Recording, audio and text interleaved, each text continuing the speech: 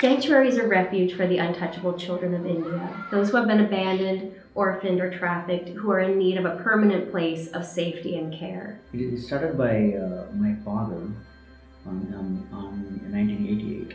Pierre's father was also a street child who had been orphaned and grew up in a children's home after having lived on the streets. After growing up and actually becoming a pastor, he had the opportunity to take in 5 children off the street when he was trying to raise his own 5 children in dire poverty. They owned a 1-building shack and everybody had to sleep outside. The home slowly grew from 5 children to 20 to 60 to 120. At the bottom of the caste system are Dalits. Dalits meaning untouchable or broken. These are the people who are not considered to be made by God, and they are less than human. They're considered to be actually less than animals. The children of Sanctuary Home are untouchable. Even those who have not been born into an untouchable caste, which most of them have been, are deemed untouchable because they have been abandoned or orphaned or trafficked. They are all considered untouchable in this nation, which means that they are less than animals and they are vulnerable to all kinds of abuse. In the past 2 to 3 years, we have experienced extreme hostility. The crisis was not just for the organization, it was for every individual child. The likelihood is that if these children did not have sanctuary as a refuge, they would either be trafficked into sex slavery, factory slavery, black market organ trade, or at the very best, debt bondage, which is another form of lifelong slavery. Mother Priya is a precious young woman whose mother had contracted AIDS. She has no knowledge of her father or where her father might be. But her mother, being an untouchable and now carrying not only the stigma of an untouchable, but also the stigma of having AIDS, she was completely rejected from her community. She was an outcast. For her, her only hope of survival was to be given medical care at government hospitals. However, she had no way to pay. So she would bring her daughter to the hospitals with her. The way that she would be able to receive treatment at the hospitals was to offer her daughter to the hospital staff to use however they wished. And this young woman faced continual abuse over many years at the hands of hospital staff. Eventually she would be kicked out of a hospital and she would have to go from hospital to hospital, and it would be a new set of staff until finally the mother passed away. It was actually a nurse at the hospital who brought Mother Priya to us. But when she did, she had a whole group of men from the hospital who tried to chase her down and bring her back, saying that this girl belongs to them now, not us. It took quite a confrontation to actually get this girl out of their hands and get her into the home. Priya was born to actually healthy, affluent parents who were very ashamed of her because, for one, she was born a girl, and that is shameful in India to have your firstborn be a daughter. The other thing is that she had an illness. We're not sure what it was, but it seemed to be some kind of a disabling illness. So the first years of Priya's life, she spent locked in a room in the dark, unable to play. Food was withheld from her, so she was malnourished, and she was never able to learn how to talk.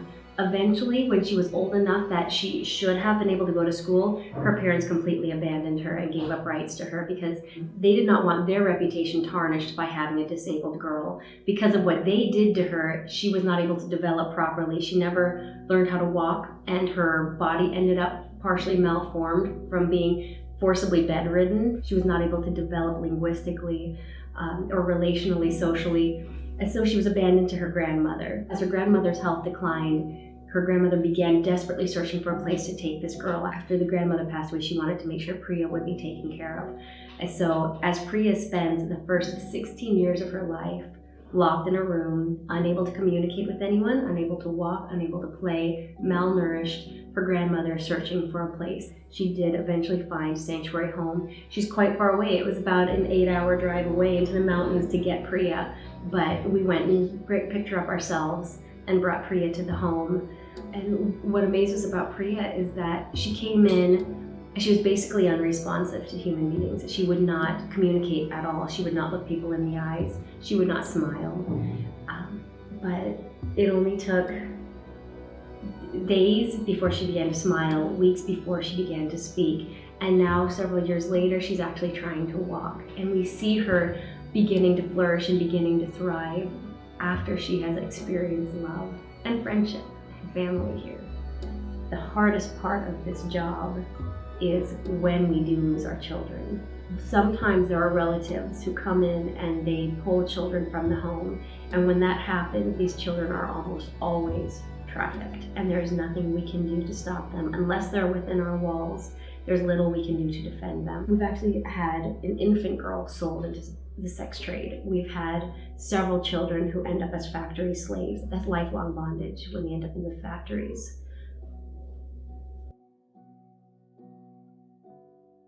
The immediate goal of Sanctuary Home is to complete the construction of a high-quality English school to serve the academic needs of the children. Other goals that we have are to expand our facilities here so that we can take in other children who are in immediate need of a place of safety.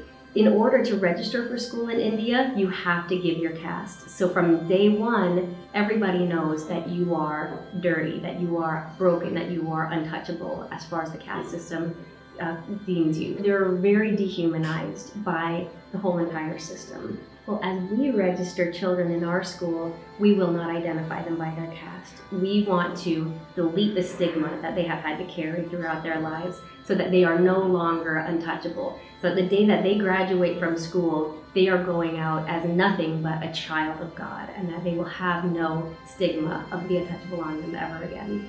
We believe that these children are going to change their nation.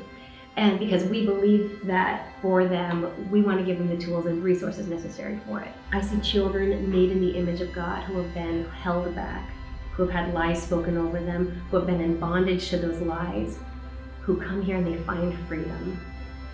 I see children freed.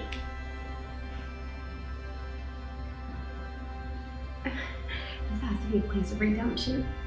We want to see these children and their dreams and God's calling on their life. We want to see that redeemed and lived out. We want to see this nation changed one child at a time. We can't do it alone. We absolutely can't do it alone.